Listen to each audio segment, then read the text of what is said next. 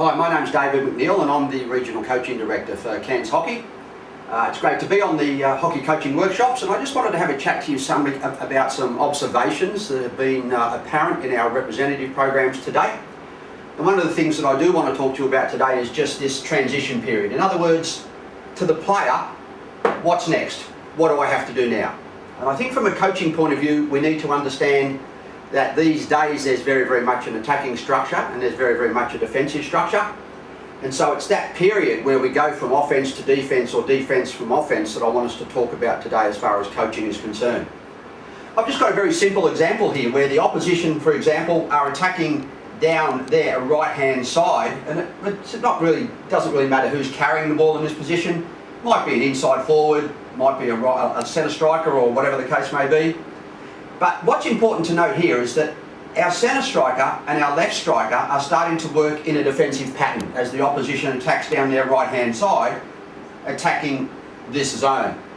And what I've noticed with our Cairns representative teams is if we come through this zone and the opposition turn over this ball here, and that might be our left half that makes that tackle, it might be the up fullback that makes that tackle. What happens next isn't quite quick enough. So what happens is that when we get this turnover here, the people around the ball, and particularly these strikers, tend to see it as a time to have a bit of a rest. Beauty, we've got the turnover, now's the time we can have a rest, we'll let the defence sort themselves out and away we go.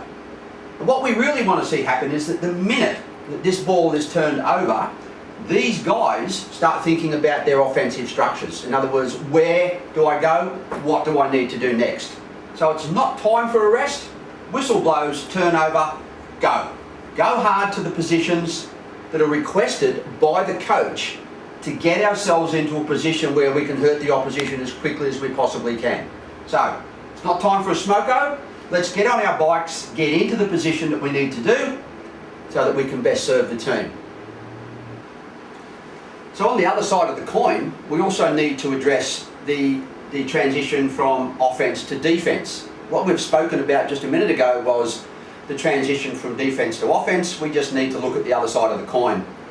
And a perfect example might be where we're travelling down the field on the left-hand side and we decide to transfer the ball from, say, our left midfielder through the midfielder over to our centre half to an overlapping right half, which is a fantastic play these days. So we've got our right striker down on the T-spot looking for a ball, centre striker at the top of the circle, and left striker hovering around the left side of the post looking for that ball across from the right striker or whatever the case may be. But we turn it over here.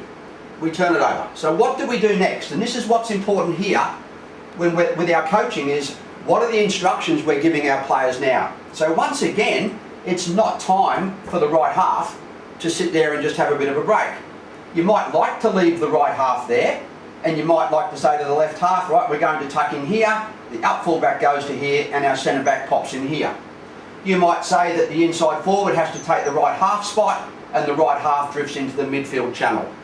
All we're talking about is knowing and coaching the players to know what they do in certain situations. The opposition might want to transfer the ball out and get down here quickly. What are your coaching philosophies as far as counter-attacking that? We could sit here for hours on a whiteboard and discuss the positioning of the players and where they need to be in each circumstance. However, what we do need to do as coaches is to think about, okay, we have a transition, what's next for the players? So we're very much talking about structure,